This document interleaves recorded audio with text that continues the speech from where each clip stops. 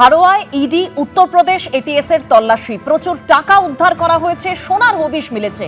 জঙ্গি কার্যকলাপে ফান্ডিং, পশ্চিমবঙ্গে ইডি উত্তরপ্রদেশ এটিএস এর তল্লাশি অভিযান চলে। হারোয়ায় মাদ্রাসায় তল্লাশি, যেখান থেকে 180 গ্রাম সোনা সহ 40 লক্ষ টাকা বাজেয়াপ্ত করা হয়েছে। হারোয়ার কালিকাপুর ও বাগদায় ইডি উত্তরপ্রদেশ এটিএস এর তল্লাশি অভিযান চলে। কলকাতা, 2 চব্বিশ পরগনা, মুর্শিদাবাদে এই তল্লাশি অভিযান চলে। তারই পাশাপাশি দিল্লি, ফরিদাবাদ, সাহারানপুরেও একযোগে এই তল্লাশি অভিযান চালানো হয়। রোহিঙ্গা অনুপ্রবেশকারীদের ভারতে প্রবেশ করিয়ে নথি জোগাড়ের অভিযোগ রয়েছে। ভারতে অনুপ্রবেশের পরে অনুপ্রবেশকারীদের জন্য আধার কার্ড, পাসপোর্ট তৈরি করা হয়। কোটি কোটি টাকা সন্দেহজনক লেনদেনের অভিযোগে এই তল্লাশি অভিযান চলে। ইংল্যান্ড থেকে সন্দেহজনক ফান্ডিং, টাকা যেত অনুপ্রবেশকারীদের কাছে, বিদেশ থেকে ফান্ডিং, জঙ্গি কার্যকলাপে সেটা ব্যবহার করা হতো, এই অভিযোগে তল্লাশি অভিযান চালানো হয়। পশ্চিমবঙ্গের সীমান্তবর্তী হাসনাবাদ, বাগদা, বসিরহাটেও তল্লাশি চলে। দিল্লি, উত্তরপ্রদেশ, হরিয়ানা, মহারাষ্ট্র কেন্দ্রীয় এজেন্সির এই তল্লাশি অভিযান।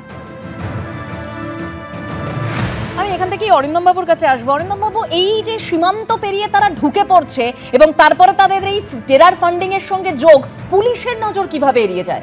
দেখুন, আমি দীর্ঘদিন ধরে বলে আসছি যে অনুপ্রবেশের মাধ্যমে বিনা রক্তপাতে ভারত দখল করার যে আজকে চক্রান্ত, ঘৃণ্য চক্রান্ত, তার জন্য পীঠস্থান পশ্চিমবঙ্গ। যেহেতু আপনি পশ্চিমবঙ্গ বলছেন, অন্য আসামও আছে, এর মধ্যে উত্তরপ্রদেশও আছে। কিন্তু আমি আপনাকে আজকে বলছি, আমাদের জানতে হবে যে এই যে আপনার আজকে যে অপারেশনটা হচ্ছে, এটা হচ্ছে কি মানে ক্রেডিটেবল information in persuasion of secret information, যে রেটগুলো হচ্ছে চতুর্দিকে। এই যে আপনারা রোহিঙ্গা নিয়ে বললেন, আমরা 2021 সাল থেকে আমাদের এসটিএফ এবং ইউপি এসটিএফ থেকে শুরু করে বিভিন্ন জায়গা থেকে যে আজকে ঝাঁপিয়ে পড়ছে, সেটা তো আজকে স্পষ্ট প্রমাণিত।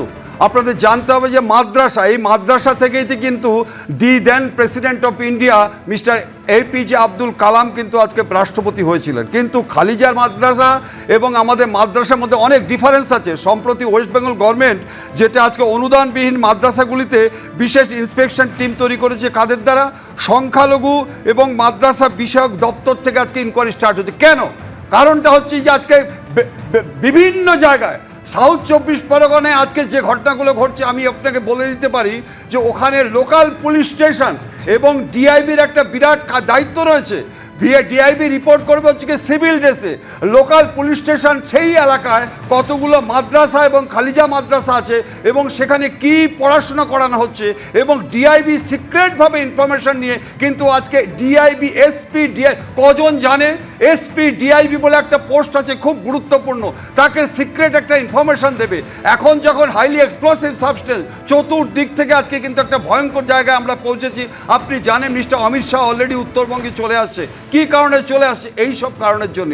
অতএব আমার মনে হচ্ছে যে respective police station officer in charge and ডিআইওদের একটা বিরাট গুরুত্বপূর্ণ দায়িত্ব রয়েছে যে তারা কি করছে। বিজ্ঞান পড়ানো হচ্ছে না আজকে ভারত বিদ্বেষী করে পড়ানো হচ্ছে, এই জিনিসগুলো আজকে দেখার দরকার। এবং this is the high time যে আজকে কিন্তু necessary instruction should be given to the respective officer in charge and DIB in-charge. যদি এগুলো করা যায় তাহলে কিন্তু অনেকটা আজকে কিন্তু প্রিভেন্ট করা যাবে।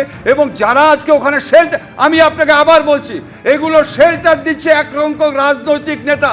এই যে আপনি হারোয়ার কথা বলছেন, সন্দেশখালীর কথা বলছেন, মুর্শিদাবাদের কথা বলছেন, তারা কারা আজকে শেল্টার দিচ্ছে?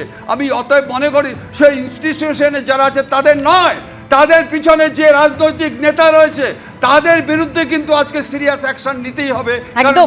অর্থাৎ অরিন্দম বাবু বলছেন এই অনুপ্রবেশকারীদের শেল্টার দেওয়ার পেছনে রাজনৈতিক নেতাদের হাত রয়েছে। হারোয়ার তৃণমূল বিধায়ক কি বলেছেন তিনি, শুনুন। মাদ্রাসাগুলো যদি উগ্রপন্থীদেরকে উৎসাহিত করার জন্য এই ধরনের টাকা ব্যবহার করে থাকে, আমাকে একটা প্রমাণ দেওয়া হোক যে পশ্চিমবঙ্গের অমুক মাদ্রাসার একটা বাচ্চা জঙ্গি তৈরি হয়েছে। অনলি ওয়ান, আমি একটা প্রমাণ চাইছি। এ পর্যন্ত অনেক জঙ্গি ধরা পড়েছে দেশে। দেখুন, পাকিস্তানের কোন মাদ্রাসা ছাত্র করেছে, আফগানের কোন মাদ্রাসা ছাত্র করেছে, বাংলাদেশের কোন মাদ্রাসা ছাত্র করেছে, এগুলো দিলে হবে না। একটা পশ্চিমবঙ্গের একটা মাদ্রাসা ছাত্রকে দেওয়া হোক যিনি সিনিয়র মাদ্রাসা, হাই মাদ্রাসা, খারিজি মাদ্রাসা, হাফিজি মাদ্রাসা, মাওলানা মাদ্রাসা, যে মাদ্রাসার একটা বাচ্চা টেররিস্টের সঙ্গে যুক্ত। এরকম না, ফান্ডিং নিয়ে প্রশ্ন উঠবেই বা কেন? তারা টাকা নিয়ে নিশ্চয়ই জঙ্গি তৈরি করবে। আর জঙ্গি যদি তৈরি করে তাহলে জঙ্গি আমরা দেখব। এ যাবৎকাল দেশে যত জঙ্গি কার্যকলাপ চলেছে, আমাদের পশ্চিমবঙ্গের একটা মাদ্রাসার বাচ্চা কি কেউ কখনো পেয়েছে? পাওয়া যায়নি। শিক্ষা প্রতিষ্ঠানের মধ্য দিয়ে যদি এই ধরনের কোনো দেশদ্রোহিতা বা মিথ্যা বা দেশের জন্য হুমকি এমন কিছু যদি চলে থাকে, তাহলে নিশ্চয়ই সে মাদ্রাসা বন্ধ হওয়া উচিত। কিন্তু তার আগে আমি বারবার বলবো, তদন্তটা অত্যন্ত নিরপেক্ষ এবং সততার সঙ্গে হওয়া দরকার। খারিজি মাদ্রাসার যে সিস্টেম, বাইরে থেকে যতটুকু জানি সেটা হচ্ছে যে ধর্মীয় পঠন পাঠনে বেশি গুরুত্ব দেওয়া হয়।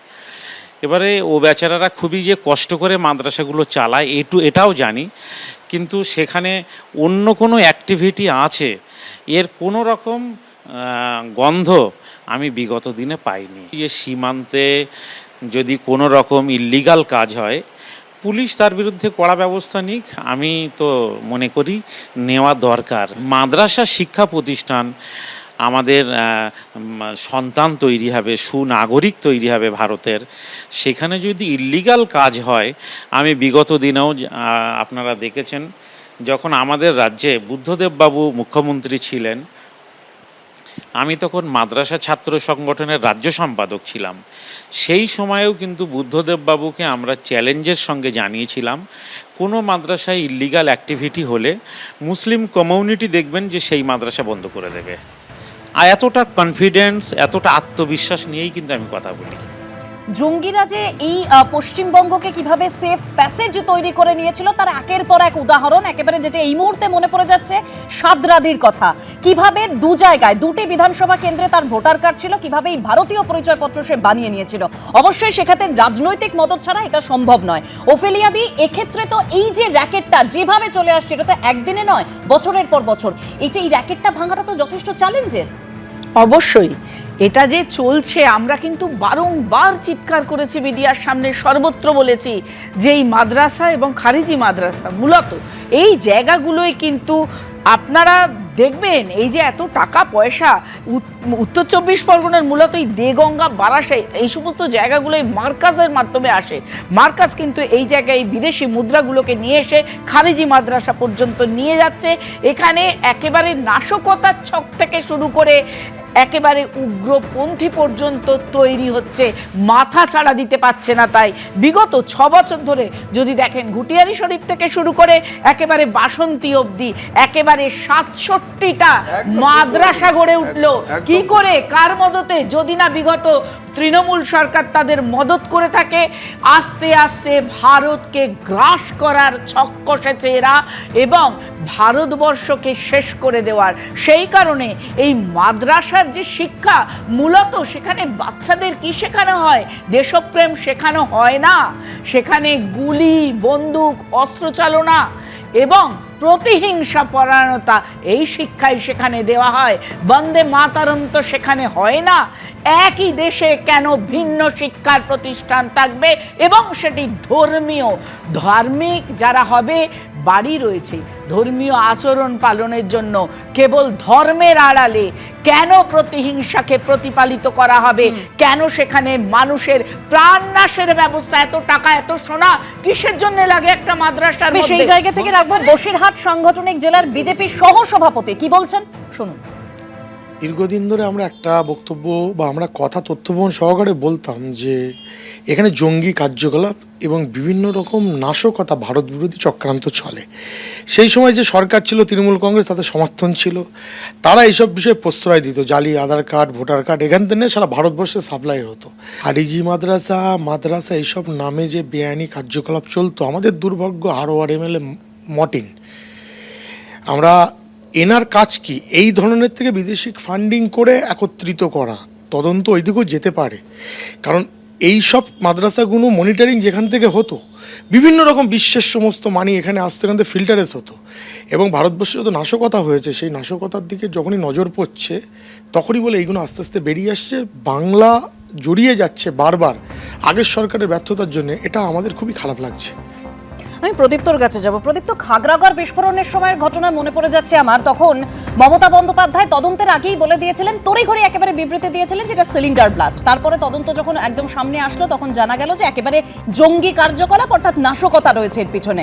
আমার প্রশ্নটা এই জায়গা থেকে, যখন তোমার সরকার ক্ষমতায় ছিল, 15টা বছর ক্ষমতায় ছিল, তখন এই জঙ্গি কার্যকলাপের দিকে নজর দেওয়াটা দরকার ছিল। কিভাবে তারা এখানে ঢুকে পড়ছে, কিভাবে পরিচয়পত্র বানিয়ে ফেলছে, সেটা তো বন্ধ করার দরকার ছিল সেই সময়। সেই কারণেই 2014 সালের 1 জুলাই সম্ভবত এই বিক্রম রায়কে গ্রেফতার করা হয়েছিল এবং সেই বিক্রম রায়ের বাড়িতে আজকেও আবার এটিএস গেল, উত্তরপ্রদেশের এটিএস। 2024 সালের কথা বলছি, 2024, আজকে না। বিক্রম রায় কোনো খারিজি মাদ্রাসা থেকে পড়াশোনা করে আসেননি। এবং এই যে এতক্ষণ আমরা যখন রেলের অ্যাক্সিডেন্টের কথা আলোচনা করছিলাম, আমরা কি দেখলাম? কার্যকারণ ব্যাখ্যা বিশ্লেষণ করা হচ্ছে, উৎসে কেউ যাচ্ছে না, উৎসে যাচ্ছে না, মন্ত্রী, নেতা, সিস্টেম।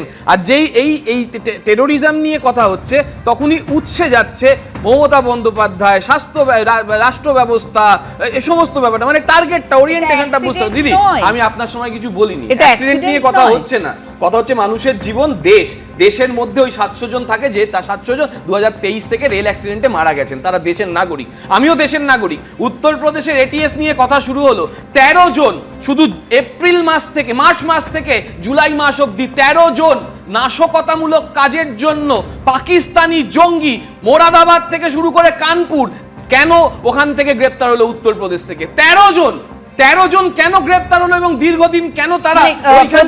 এবার উদাহরণটা আমি একটা দিই, ক্যানিং থেকে যে কাশ্মীরি জঙ্গিকে গ্রেপ্তার করা হয়েছিল, আনসারুল্লাহ বাংলা টিমের যে জঙ্গি, তাদেরকে যে গ্রেপ্তার করা হয়েছিল, সেটা তো তোমার সরকারের ক্ষমতা থাকাকালীন। আমরা যেটা সেখানেও প্রশ্ন, বলেছি যে কিভাবে তারা ভারতীয় পরিচয়পত্র বানিয়ে এই পশ্চিমবঙ্গকে সেফ প্যাসেজ তৈরি করেছিল।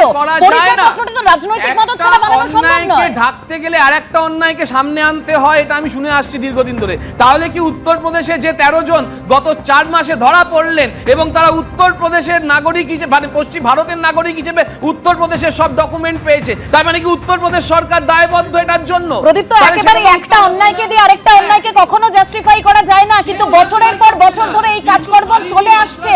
যখন তৃণমূল ক্ষমতায় ছিল, তৃণমূল কেন নজর দেয়নি? মমতা বন্দ্যোপাধ্যায় কেন নজর দেয়নি? এই প্রশ্ন তো উঠবে। পুলিশ বাংলাদেশের মৌলবাদী কার্যকলাপে মালদার প্রভাবশালী তৃণমূল নেতার টাকা রয়েছে। এনআইএ তদন্ত দাবি করেছেন কে? ঋতব্রত তৃণমূলের বিধায়ক প্রসূন বন্দ্যোপাধ্যায়। ঢাকার নার্সিংহোমে টাকা ঢেলেছেন মালদার প্রভাবশালী তৃণমূল নেতা। এই টাকা মৌলবাদী কার্যকলাপে ব্যবহার করা হতে পারে দাবি করেছেন চাঁচলের বিধায়ক। বাংলাদেশে কি শুধু টাকা পাচার হয়েছে, না বাংলাদেশের ন্যাশনাল সিকিউরিটির পক্ষে বিপজ্জনক তথ্য পাচার হয়েছে in the interest of business? বাংলাদেশে হেলথ সেক্টরে একটা বিপুল ইনভেস্টমেন্ট হয়েছে মালদার টাকা। আমাদের বলা হয়েছিল তারা হায়দ্রাবাদে চিকিৎসা করতে আছে, ভালো জায়গা থেকে শুনলাম যে ওয়েন্ট টু বাংলাদেশ। 24-এর 5ই অগস্টের পরে যেটা হলো সেটা ভয়ঙ্কর। তাহলে কিসের বিনিময়ে আন্ডারস্ট্যান্ডিংটা হলো? অনলি থ্রু মানি, বা আরো কিছু কম্প্রোমাইজ হয়েছিল? আমি চাইছি এটা ন্যাশনাল সিকিউরিটির ক্ষেত্রে তদন্ত জয়েন্টলি ইডি এবং এনআইএ করুক। একটা আনসিকিউরড লোন অ্যামাউন্ট হচ্ছে 1.7 মিলিয়ন, সেটা একটা সেল কোম্পানি থ্রু দিয়ে, সেল মানে নন এন্টিটি কোম্পানি, কেমেন আইল্যান্ড বলে একটি ট্যাক্স হেভেন আছে ক্যারিবিয়ানসে, সেখান থেকে এই ফান্ডটা চ্যানেলাইজড হলো। এই লুপের মধ্যে আর কে আছে? একজন প্রভাবশালী ব্যক্তি, তিনি তার ব্যবসা বাংলাদেশের সৃষ্টি করেছেন, হাসপাতাল দিক দিয়ে, আরএস দিক দিয়ে, সব দিক দিয়ে করছে। তারা ভারতবর্ষের সার্বভৌমত্ব, ভারতবর্ষের অখণ্ডতা নষ্ট করার চেষ্টা করছে। এটা খুব গর্বিত কাজ, খুবই গর্বিত কাজ। আমরা ভারতবর্ষের জন্য জীবন দিচ্ছি, লড়াই করছি, আমরা প্রাণ দিচ্ছি। আর সেই ভারতবর্ষকে যদি লোক থেকে ভারতবর্ষের সব নষ্ট করছে, সেটাকে কোনো সময় মেনে যাওয়া যায় না। একটাই প্রশ্ন, কারা করছে এই নামটা বলা দরকার। প্রসূনবাবু কেন নামটা চেপে দিল আমি বুঝতে পারলাম না। বাবুর কাছে বলছে আগে নামটা বলুন, কারা এটা করছে, তাহলে মালদার মানুষ বুঝবে, ভারতবর্ষের মানুষ বুঝবে, বাংলার মানুষ বুঝবে। তার জন্য যা যা করার, এটা তো আর বাংলার ব্যাপার নয়, সারা ভারতবর্ষের ব্যাপার, তারা একসঙ্গে ব্যাপার। প্রদীপদা, দেখুন, এই যে আলোচনাটা হচ্ছে, আবারও আমি বলছি সব কিছু হচ্ছে রাজনীতির দিকে যাচ্ছে। আমি বলছি যে প্রশাসনিক ব্যবস্থা, পুলিশ প্রশাসন, তারা কি করছিলেন? এই যে এত গ্রাম সোনা উদ্ধার হচ্ছে, টাকা উদ্ধার হচ্ছে, একদিনে হয়নি। আপনি মাদ্রাসা, খারিজি মাদ্রাসা বলুন, যাই বলুন, আপনি সরকারে থেকে যদি এগুলো খোলা হয়, তাহলে এদের গভর্নিং বডিতে কারা থাকে, এদের স্কুল পরিচালন ম্যানেজমেন্টে কারা থাকে, তাদের সাথে কিভাবে এই যোগাযোগগুলো এতদিন ধরে হচ্ছে, একটাও আমরা কেউ খোঁজ রাখিনি। আজকে প্রসূন বন্দ্যোপাধ্যায় মাননীয় বিধায়ক, তিনি এত কিছু বলছেন, এতদিন বললেন না কেন? এতদিন বললেন না কেন? যখন তৃণমূল কংগ্রেসের হয়ে উনি একবার দাঁড়ালেন, হারলেন, আবার দাঁড়িয়ে জিতলেন, তারপরেও বললেন না, আজকে বলছেন। আমার কথা হচ্ছে যা তথ্য, এর আগেও বলেছি, যার কাছে যা তথ্য আছে সেগুলো দয়া করে তদন্তকারী সংস্থার হাতে তুলে দিন, তবে তো হচ্ছে গিয়ে সঠিক তদন্ত হবে। হাওয়ায় কথা বললে হবে না। আপনি আজকে যে টাকা উদ্ধার, এটা দেখুন, আজকে নিরাপত্তার প্রশ্ন, আজকে জীবনের প্রশ্ন, শান্তি শৃঙ্খলার প্রশ্ন, পশ্চিমবঙ্গের শান্তি শৃঙ্খলার প্রশ্ন, হরিয়ানায় কি হচ্ছে এগুলো সবই ঠিক আছে, সবই একরকম হচ্ছে, কিন্তু আমরা পশ্চিমবঙ্গবাসী হিসাবে মাদ্রাসায় যারা যাচ্ছেন তাদেরকে আমরা চিহ্নিত করতে পারি না যে মাদ্রাসায় যে ছেলেটি পড়বে সে টেররিস্ট। আমি বলছি মাদ্রাসায়, নির্দিষ্ট মাদ্রাসাগুলিতে যে টাকা পয়সা এবং সোনা যেগুলো এখানে ইল্লিগালভাবে আসছে, সেই আসার পথটা কেন তৈরি হচ্ছে, কেন তারা এগুলো নিচ্ছে, এবং পুলিশ প্রশাসন, আমি বলছি সিস্টেমের মধ্যে, একদম সিস্টেমের মধ্যে হোক, তদন্ত হোক এবং এই জঙ্গি কার্যকলাপটা বন্ধ হোক। প্রসূন বন্দ্যোপাধ্যায় তিনি তো এনআইএ তদন্তের দাবি জানিয়েছেন। এবিপি আনন্দ, এগিয়ে থাকে, এগিয়ে রাখে।